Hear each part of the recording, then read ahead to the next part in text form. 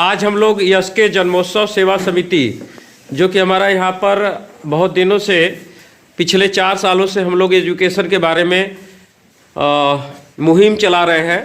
तो आज उसका एक छोटा सा प्रेजेंटेशन है। आज हम लोग बच्चों को जागरूक करेंगे कि प्लास्टिक के क्या लाभ है और क्या हानि है, उस पर बच्चों का क्या विचार है, क्या उनकी विचारधारा है, उस पर आज हम लोग बच्चों की राय देखेंगे ना। तो चलिए डिबेट अब शुरू होगा। Thank you. जैसा कि आप सब लोग जानते हैं, हम लोग प्लास्टिक के लाभ और हानि पर डिबेट करने के लिए आए हैं। प्लास्टिक हमारे जीवन का एक महत्वपूर्ण अंग बन चुका है, जिसे हम ना ही पूरी तरह से खत्म कर सकते हैं ना ही अपना सकते हैं। पर मेरी नज़र में प्लास्टिक के लाभ से ज़्यादा हानि है। उसी में से एक सबसे महत्वपूर्ण हानि, जब हम प्लास्टिक के पॉलीथीन को यूज करके उसे कहीं भी फेंक देते हैं, वो हमारे खेत की उर्वरा शक्ति को खत्म कर देता है, जिससे किसानों को बहुत हानि होती है। हाँ, आपकी बात ठीक है, लेकिन प्लास्टिक को अगर हम कहीं पर भी ले आ सकते हैं। प्लास्टिक को ट्रैवल करने में आसानी होती है। प्लास्टिक हल्का रहता है और सस्ता भी रहता है। हाँ, आपकी बात ठीक है, लेकिन प्लास्टिक जितना ही हल्का और जितना ही सस्ता रहेगा उतना ही सब लोग खरीदेंगे और उतना ही कचरा फैलेगा, उतना ही और उसे जानवर खाकर बीमार होंगे और कुछ तो मर भी जाएंगे। हाँ, आपका बात ठीक है कि हम प्लास्टिक को फेंकते हैं तो जानवर खा के कुछ मर जाते हैं और बीमार हो जाते हैं। अगर हम उसी प्लास्टिक को डस्टबिन में डालें, हम लोग के गेस्ट ने बनाया है डस्टबिन, हरे डस्टबिन में सूखे कचरे और नीले डस्टबिन में गीले कचरे को डालने के लिए, ना कि हमें फेंकने के लिए। हाँ, आपकी बात ठीक है, लेकिन लोग जिम्मेदार नहीं है, जो ऐसे भी कहीं फेंक दे रहे हैं और जानवर खा के बीमार और कुछ तो मर जाते हैं, लेकिन सब लोग अपने जिम्मेदारी को निभाते नहीं हैं, कहीं भी फेंक देते हैं कचरा। हाँ, आपकी बात ठीक है कि सरकार ने नियम बनाया कि नीले डस्टबिन में गीले कचरे को और हरे डस्टबिन में सूखे कचरे को डालने के लिए, पर कोई भी रूल को फॉलो नहीं करता है। पर हमें अपने जिम्मेदारियों को निभाना चाहिए और कचरे को डस्टबिन में डालना चाहिए। लेकिन प्लास्टिक के और भी तो लाभ है। प्लास्टिक बहुत टिकाऊ होता है लकड़ी की अपेक्षा। प्लास्टिक पानी में खराब नहीं होता है, जबकि लकड़ी का कोई भी चीज़ ले लीजिए वो पानी में खराब हो जाता है। इसीलिए प्लास्टिक हमारे लिए बहुत लाभदायक है। हाँ, आपकी बात ठीक है, लेकिन वो सामान टूट जाएगा तो आप उसे बेच देंगे, फिर इसके बाद वो जाएगा फैक्ट्रियों में और फैक्ट्रियों में से बहुत सारी नई चीज़ें बनेंगे, लेकिन उसमें से जो हानिकारक नाइट्रोजन, कार्बन, ऐसे बहुत सारी धुएं निकलेंगी और उसमें प्रदूषित हमारा पर्यावरण होगा और हम लोगों के लिए भी हानिकारक होगी।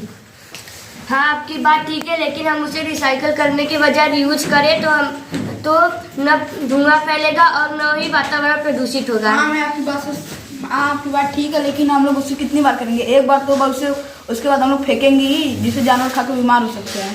हाँ, आपकी बात ठीक है कि हम उसे फेंक सकते हैं। अगर हम उसे फेंके नहीं, अगर हम उसे डस्टबिन में डालें तो हमारे लिए अच्छा होगा। है, आपकी बात ठीक है कि डस्टबिन में डालें, लेकिन वो डस्टबिन भर जाएगा तो वो कचरा कहाँ पर जाएगा? मेरे पास 2 टीमें हैं, टीम ए और टीम बी, और दोनों ही टीमें प्लास्टिक विषय पर उसके लाभ और हानि के बारे में डिस्कशन कर रहे हैं। और ये डिस्कशन हमारे देश में होना चाहिए, क्योंकि प्लास्टिक के बहुत सारे लाभ हैं तो उसकी बहुत सारी हानियां भी हैं।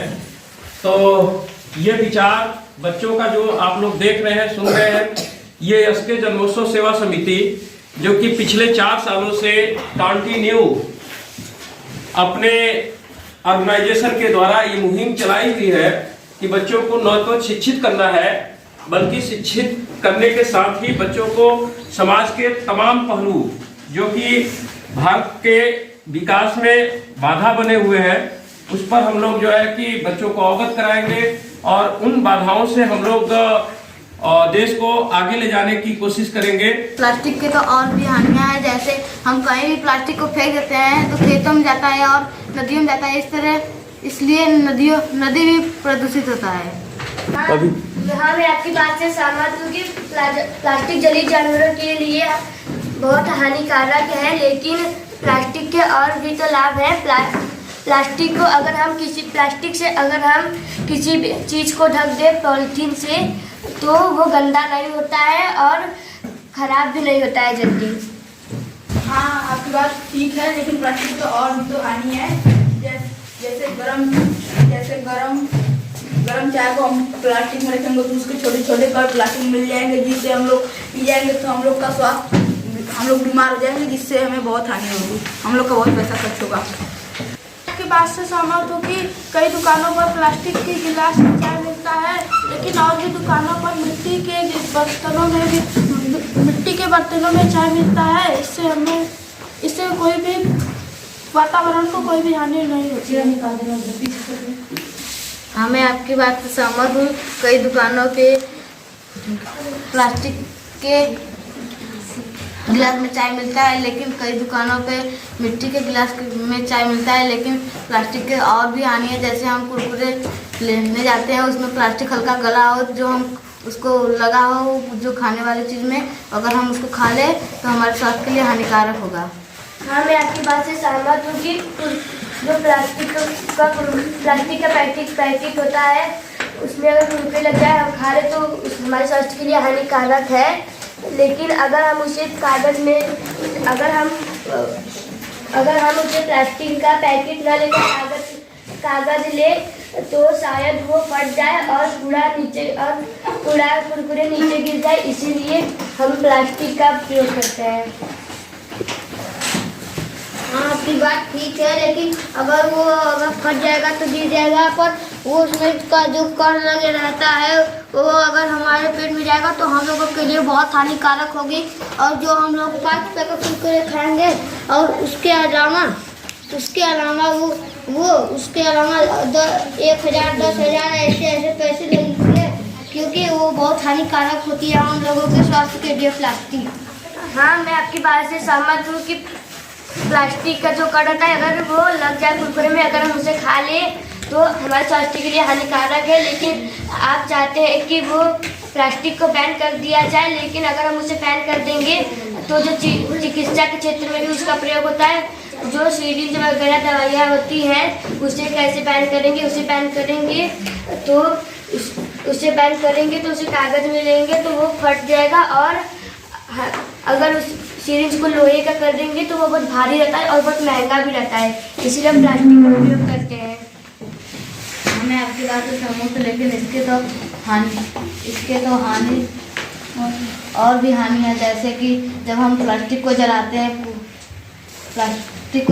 फैक्ट्रिया में, जो उसमें से धुआं निकलता है, जहरीली गैस निकलती है, तो अगर हम वो जाएगा एटमॉस्फेयर ये सब खराब कर देगा, और जब पानी वर्षा होगी तो हमारे शरीर के लिए जब गिरेगी शरीर पर तो शरीर के लिए हानिकारक होगा।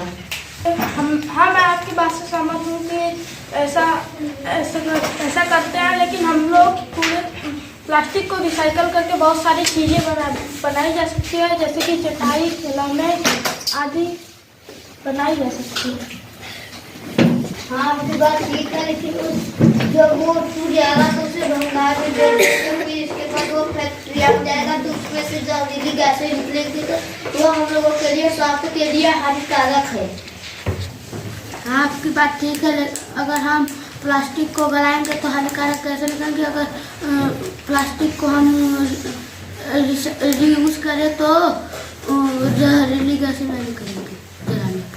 हाँ, आपकी बात ठीक है, लेकिन उसको कितनी बार यूज़ करेंगे? 1 बार, 2 बार, 3 बार, 4 बार, फिर उसके बाद फेंकेंगे तो वातावरण के लिए दूषित होगा। जैसे सब्जी लाने वाले जाते हैं तो प्लास्टिक में ही देते हैं, तो उसे कितनी बार यूज करेंगे? 1 बार, 2 बार, फिर उसे फेंक देंगे तो हमारे वातावरण को दूषित करेगा। हाँ, आपकी बात ठीक है कि हम उस प्लास्टिक को फेंक देते हैं, जला देते हैं, जिसमें वातावरण को दूषित करता है। अगर हम उसी प्लास्टिक से पौधान या चटाई बनाए तो हमारे काम लिए अच्छा होगा।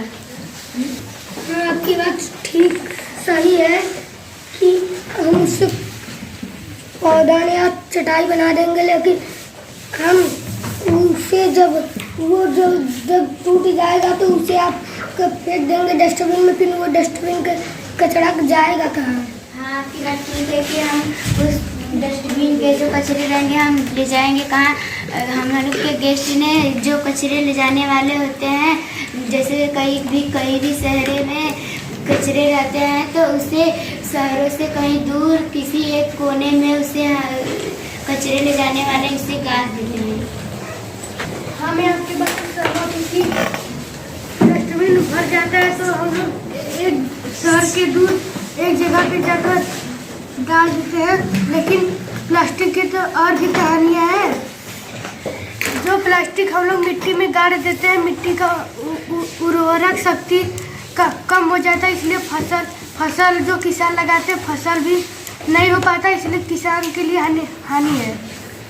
हाँ, मैं आपकी बात से सहमत हूँ कि हम लोग इसको मिट्टी में गाड़ देंगे तो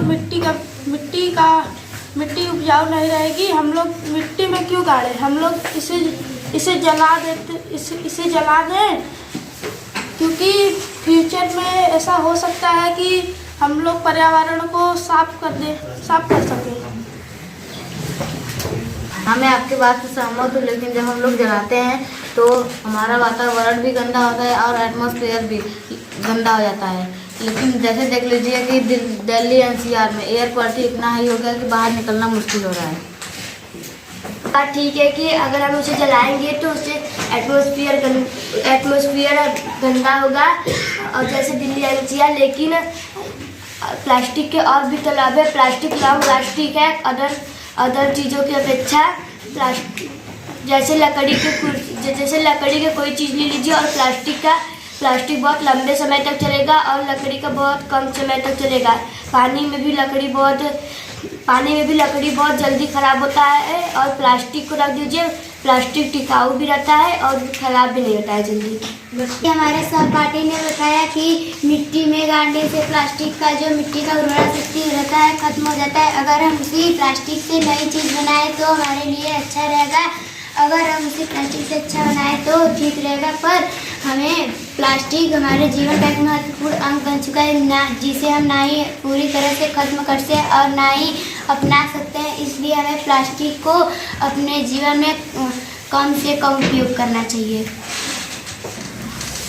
तो बहुत ही अच्छा रहा आप लोग का डिबेट। आप लोग ने अपने कंक्लूजन स्टार्टिंग या फिर कंटेंट वॉइस काफ़ी अच्छा आप लोग का प्रदर्शन रहा, पर कुछ चीज़ों में आप लोगों ने अभी भी बहुत सारा सुधार करना है। तो मैं चाहूँगी कि जो हमारे पहले आज के जजेस हैं हमारे इस डिबेट के, वो हमें आप फीडबैक दें। और जो हमारी ऑडियंस है, ऑडियंस में हमारे ऑर्गेनाइजेशन के 2 मेंबर हैं, श्री प्रदीप पटेल जी, और इनके लिए एक जोरदार ताली हो जाए भाई।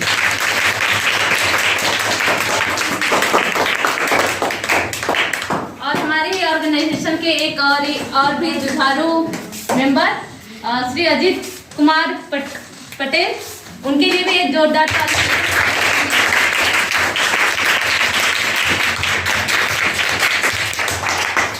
और मैं चाहूंगी कि जब तक हम रिजल्ट अनाउंस करें तब तक मैं चाहूंगी हमारे जजेस जो आज की हमारे डिबेट की जो फीडबैक है, फीडबैक का मतलब होता है कि आपने कहाँ सुधार करना है, आपने कौन सी चीज़ें अच्छी कहीं, कहाँ पे आप सुधार कर सकते हैं, किस चीज़ों को और अच्छे तरीके से प्रेजेंट कर सकते हैं तो वो हम क्या करेंगे, हमारे जजेस आपको बताएंगे भी और हमारे ऑडियंस भी बताएगी कि अभी हम कहाँ सुधार कर सकते हैं, कहाँ कमियाँ रह गई हमें।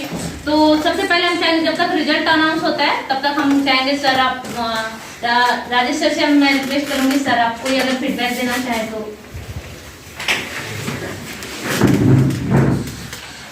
और बहुत अच्छा आप लोगों ने डिबेट किया जो है प्लास्टिक के लाभ और हानि पर, और हमारी उम्मीद से तो बहुत ही ज़्यादा आप लोगों ने जो है अपनी बातों को रखे। और जैसे कुछ बच्चे बहुत ही कॉन्फिडेंट थे कैमरा के सामने और कुछ बच्चे अपनी बात रख रहे थे, तो लेकिन सामने वाले की बात को डिबेट में क्या होता है कि माननी पड़ती है। अब उसके बाद जो है अपने शब्दों में या अपने तरीके से लाभ में हो चाहे हानि में हो उनको जो है गलत ठहराना पड़ता है। तो ये चीज़ को ध्यान रखते तो शायद बहुत लोगों ने ध्यान रखा, बहुत अच्छा उनका इफेक्टिव रहा। कुछ लोग ध्यान नहीं दे रहे थे, कुछ लोग में थोड़ा सा कॉन्फिडेंस या कमी थी, लेकिन ओवरऑल बहुत बढ़िया आप लोगों ने किया और हमारी उम्मीद से बहुत ही ज़्यादा अच्छा किया। अब मैं चाहूंगी कि राजकुमार सर वो अगर आप में कुछ फीडबैक देना चाहते हैं तो आपका स्वागत है। Thank you. जो है कि आज का डिबेट जो है ये दर्शाता है कि हम लोग न ही अपने पढ़ाई पर फोकस कर रहे हैं बल्कि सामाजिक मुद्दों पर भी हम लोग फोकस कर रहे हैं। और जो मुझे फीडबैक आप लोगों को देना है तो मुझे ये देना कि थोड़ी सी बात अपनी कॉन्फिडेंस और गंभीरता के साथ रखें और पॉइंट एकदम आपको नोट होना चाहिए कि हम अपने जवाब को अगर रख रहे हैं तो ये तर्कसंगत ढंग से रखें। हालांकि जिस उम्र में आप लोग हैं और उस उम्र में अगर आप अपनी बात रख रहे हैं तो काफी अच्छे तरीके से रखे हैं, लेकिन एक सतत सुधार की जरूरत होती है और हम लोग एक सतत सुधार करेंगे। और एक अलाउंस मैं और करना चाहूंगा यहीं पर कि आने वाले एक हफ्ता या 2 हफ्ते के अंदर हम लोग जो है कि प्लास्टिक के लाभ और हानि के विषय में अपने पूरे गांव में एक हम लोग जो है रैली निकालेंगे जिसमें कि हम लोग साथ चलेंगे और प्लास्टिक के लाभ और हानियों से लोगों को अवगत कराएंगे। और आप लोगों ने बहुत अच्छा डिबेट किया, थैंक यू वेरी मच।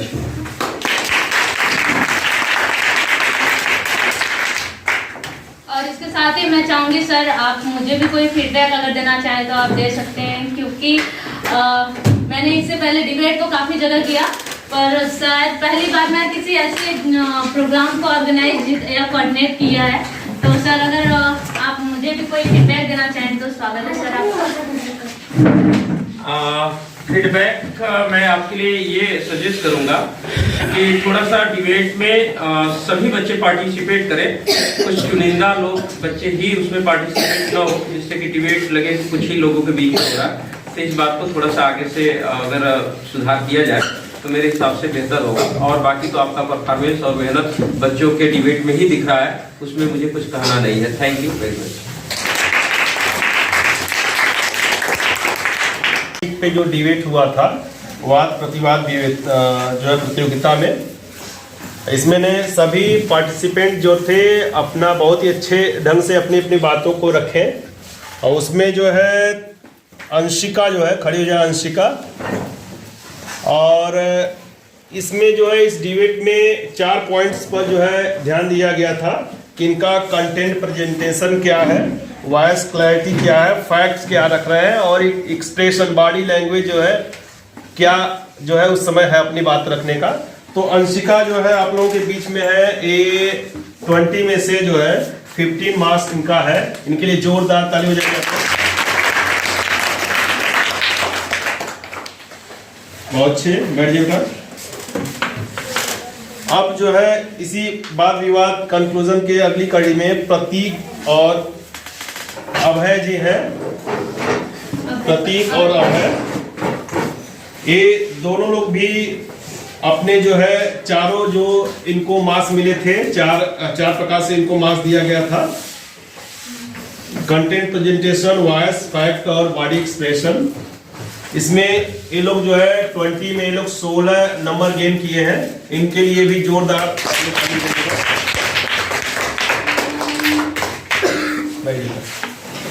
अब आपको आज के वाद प्रतिवाद जो है प्रतियोगिता में जो सबसे अच्छे जो है आप लोगों के बीच में कंटेंट रखें, इनकी वॉइस क्लैरिटी बहुत अच्छी रही, फैक्ट्स भी रखें और बॉडी एक्सप्रेशन, बॉडी लैंग्वेज या एक्सप्रेशन जो भी था बहुत ही अच्छा था। और इसमें इनका नाम आता है प्रियांशी और जो है 20 मार्क्स था, उसमें जो है 70 मार्क्स इन्होंने पाया है। फर्स्ट